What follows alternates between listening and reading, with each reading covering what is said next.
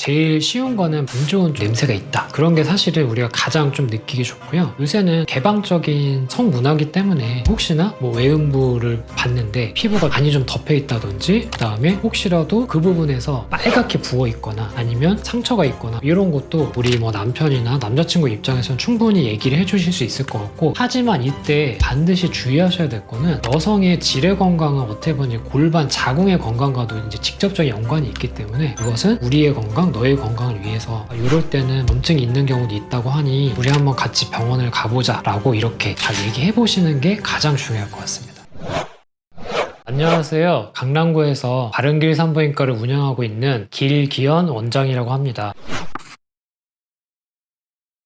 일단은 잠자리 하시고 나서 가끔 출혈이 나시는 경우가 있거든요. 출혈이 나시는 경우가 있는데 이게 약간의 갈색혈이나 아니면 간혹 한번 그랬다가 괜찮다 이런 경우는 시간을 두고 보셔도 되겠지만, 간혹 가다가 흔히 말하는 약간 선홍색 피가 나는 경우가 있어요. 근데 이제 이게 다음에도 또 그런다 그러면 가장 흔한 원인이 잠자리 할 때마다 여성분들 좀 외음부나 생식기 쪽에 좀 다치는 경우가 있거든요. 그래서 저희가 검사를 해보면 안에가 좀 계속 좀 찢어지시는 분이 있어요. 그리고 이제 문제는 피가 나고 상처가 감염이 될 수도 있고, 그렇기 때문에 1번은 혹시라도 이제 잠자리 후에 증상이 있을 때는 꼭 병원을 가보시는 게 꼭 필요하실 것 같고, 또 하나는 잠자리 하시고 나서 여성분들께서 뭐 분비물이 늘거나 분비물에서 조금 안 좋은 냄새가 나는 경우가 계속 반복되시는 경우가 있거든요. 이거는 흔히 말하는 질염이 생기거나 아니면 자궁 입구에 자궁 경부라고 있는데 자궁 경부에 이제 염증이 생기는 경우가 있습니다. 근데 이제 이게 가만히 내비두면 우리가 흔히 말하는 골반의 염증으로까지도 나타날 수가 있고, 또 어떤 염증균의 경우에는 여성뿐만 아니라 남성분들에게도 이 염증이 생기실 수가 있거든요. 그래서 저는 개인적으로는 만약에 이제 잠자리를 하시고 났는데 출혈이 좀 반복되거나 아니면 분비물이 늘거나 분비물에서 조금은 안 좋은 냄새가 계속 반복된다 라고 했을 때는 꼭 관심을 갖고 진료를 보셔야 되는 포인트 같습니다. 사실은 성교통은 원인은 되게 많으실 수가 있거든요. 일단은 기본적으로 아까 말씀드린 것처럼 잠자리 하실 때마다 상처가 자꾸 생기시는 분들도 있고요. 또 하나는 여성분들 외음부를 감싸고 있는 소음순이라고 있는데, 그 소음순의 변형이 심하게 되면 잠자리 하실 때마다 소음순이 말려 들어가거나 심하신 분들은 자꾸 찢어지기도 하시거든요. 그래서 이게 통증을 유발하실 수도 있고, 또 하나는 질, 이완이나 윤활을 가지는 시간이 충분히 가져지지 않으셨을 때는 이건 역시 통증을 유발하실 수도 있습니다. 그래서 성교통이 만약에 매번 반복된다고 했을 때는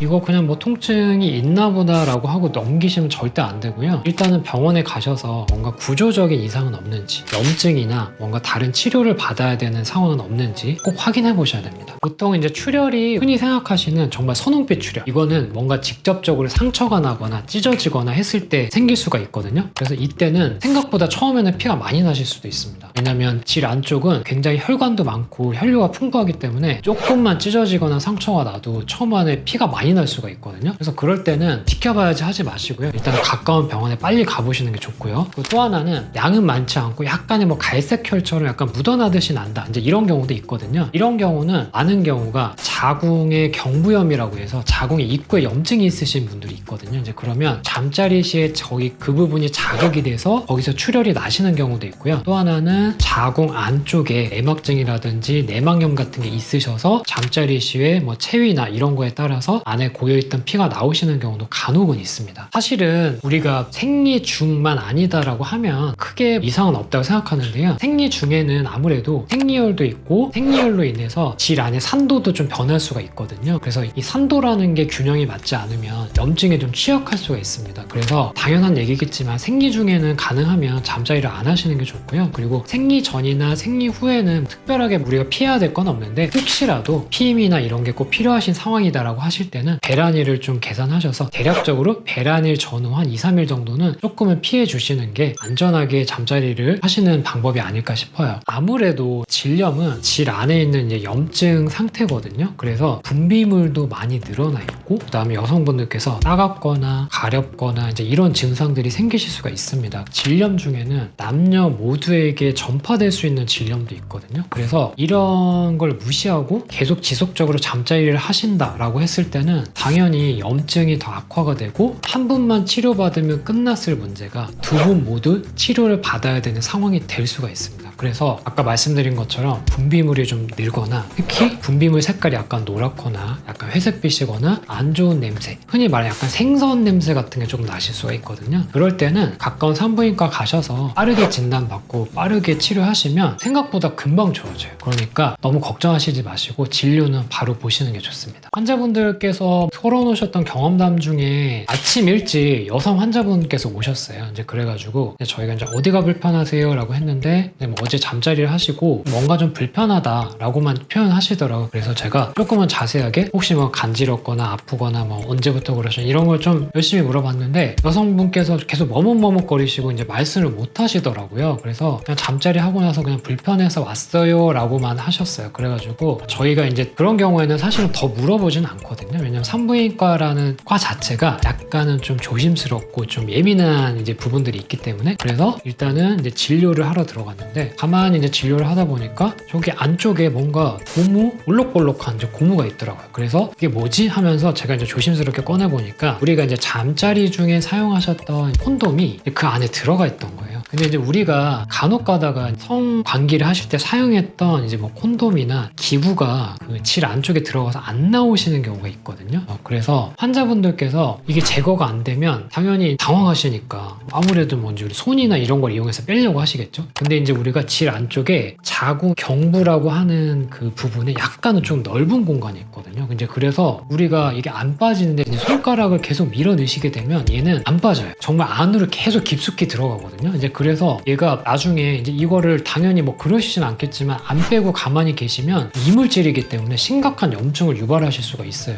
그래서 우리 환자분처럼 그런 뭔가 이물질이 들어간 거에 대해서 말하기 좀 힘드셨겠죠. 그래서 이제 말을 안 하시고 이제 오시는 경우도 있는데 그래서 이제 제가 이제 그거를 제거해드리고 완전하게 제거된 걸 이제 확인해드렸더니 이제 그제서야 사실은 뭐 어제 이제 뭐 이러이러한 일이 있었고 그랬는데 이제 안 빠져서 이제 고민하다가 잠을 좀 못 자고 왔다라고 하시더라고요. 이제 그래서 제가 드리고 싶은 말씀은 저희는 이제 산부인과 의사고 이제 그런 상황을 이제 충분하게 이해하고 있습니다. 그렇기 때문에 어떻게 보면 남들한테는 좀 말하기 어렵지만 저희한테는 편하게 얘기해 주셔도 저희는 이해하고 치료를 해드릴 수 있기 때문에 저희한테는 편하게 얘기해 주셔도 됩니다. 제가 일단 생각하는 꼭 하시면 안 되는 거는 우리가 잠자리나 성관계를 하실 때 손가락 같은 것을 사용하는 경우도 있거든요. 저희 병원에 오신 환자분들 중에 잠자리 하시고 피가 나요 라고 해서 오시는 분들이 있는데 그 손가락을 이용해서 잠자리를 하시고 나서 출혈이 생기시는 경우가 꽤 많거든요. 그래서 저는 일단은 손가락을 이용한 잠자리가 필요하신 상황이다라고 하시면 저는 항상 손톱은 좀 짧게 하시는 게 꼭 필요하신 것 같고 그리고 그 손을 좀 위생적으로 꼭 깨끗하게 닦는 과정 꼭 필요할 것 같다고 생각합니다. 두 번째는 남성분이나 여성분들 모두 잠자리 하시기 전에 가능하시면은 조금 두 분 다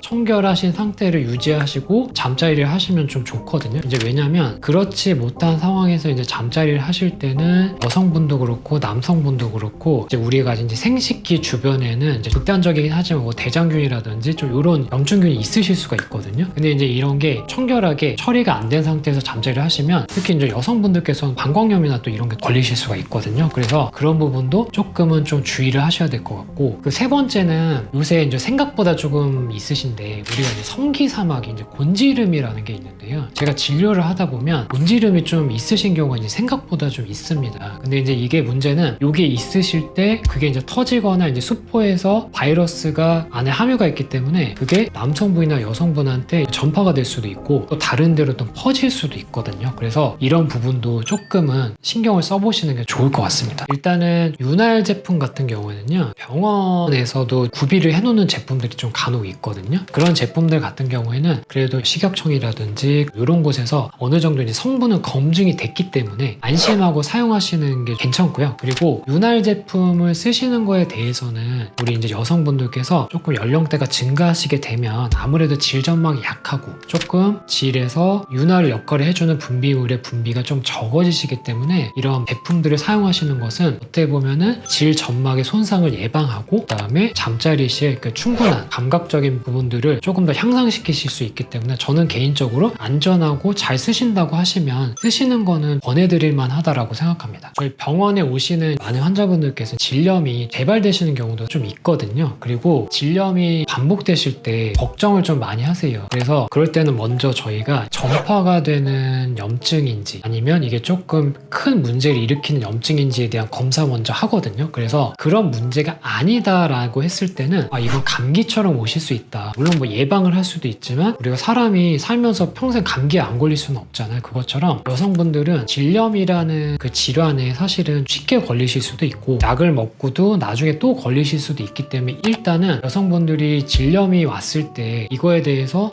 나 왜 자꾸 이게 생기지? 라고 일단은 너무 걱정은 안 하셨으면 좋겠고요. 그리고 두 번째는 조금 자주 생긴다고 하셨을 때는 생각보다 잠 주무시는 시간이 되게 좀 불규칙하신 분들이 좀 많거든요. 이제 제가 이제 여쭤보면 잠 좀 충분히 주무세요. 그 다음에 좀 식사는 잘 하세요 하시면 이 부분이 생각보다 식사가 되게 불규칙하시거나 잠자는 시간이 뭐 잘 못 자거나 하시는 분들이 되게 많아요. 그래서 어떻게 보면 우리가 누구나 다 알고 있는 거. 밥 잘 챙겨 먹고요. 잠 충분히 자고 뭐 이런 게 생각보다 되게 중요하고요. 규칙적인 운동을 안 하신다고 하시면 하루에 한 10분, 20분이라도 하는 게 좀 좋다고 말씀드리는 거는 우리가 충분하게 몸에서 운동을 하게 되면 몸에서 혈관들도 이완이 되고 그리고 우리 몸에서 땀으로도 많이 배출이 되고요. 그리고 여성분들도 충분한 그 근육의 이완이 오기 때문에 나쁜 분비물들을 조금은 저해하실 수 있는 역할도 한다고 생각합니다. 그래서 우리가 누구나 알고 있지만 조금은 하기 귀찮은 건강 수칙들만 잘 지키시면 되고요. 그리고 마지막으로는 간혹 가다가 질염의 걱정 때문에 과도하게 세정제를 쓰시는 분들이 있거든요.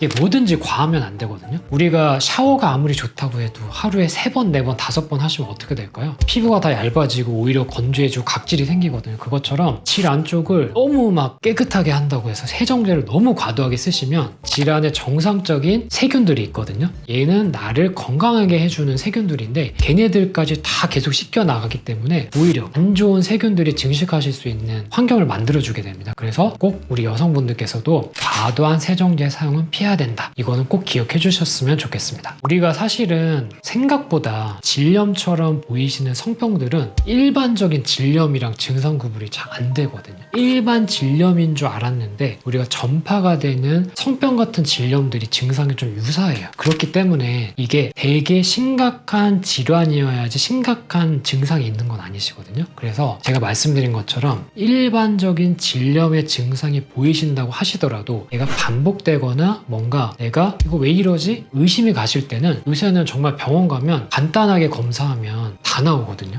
정말 요새는 시대가 좋습니다. 정확하게 진단하고 치료도 잘 되기 때문에 그럴 때는 내가 안 좋은 질염이나 전파가 되는 질염도 증상은 비슷하실 수가 있다. 그렇기 때문에 내가 약간의 질염이 의심된다고 하시면 가능하시면 병원 가서 검사를 받아보시는 게 좋다라고 저는 말씀드리고 싶어요. 사실은 남녀 간의 뭐 잠자리나 이제 이거는 단순하게 육체적인 쾌락을 위한 관계는 아니고요. 연인이나 부부 관계에서는 서로 정서적인 교감을 하는 단계라고 저는 생각을 하거든요. 그렇기 때문에 잠자리를 하고 난 후에 여성도 그렇고 남성도 그렇고 내가 약간 분비물이 좀 늘었다든지 자꾸 가렵고 따갑다 이거는 사실은 일반적으로 정상적인 신호는 아니에요. 근데 일시적으로 그렇게 잠깐 지나갈 수도 있지만 하지만 이런 증상들 분비물이 늘었다든지 약간은 안 좋은 냄새가 난다든지 그 다음에 아까도 말씀드렸지만 약간 출혈이 난다든지 이런 거를 대수롭지 않게 여겼을 때는 이것은 일반적인 질염일 수도 있지만 남녀 간에 전파가 되는 질염의 증상이실 수도 있고 그 다음에 이제 출혈 같은 경우는 안에서 상처가 나서 이게 나중에 곪거나 진행이 되실 수도 있는 문제이기 때문에 이런 부분들 특히 우리가 산부인과적인 질환들에 있어서 내 여자친구나 아내가 이런 증상이 있다고 하실 때는 절대 가볍게 보지 마시고 꼭 우리가 주의 깊게 보고 진료나 치료를 받도록 우리 남편분이나 남자친구분들께서 신경 써주신다고 하시면 항상 좋은 관계를 유지하실 수 있을 것 같습니다.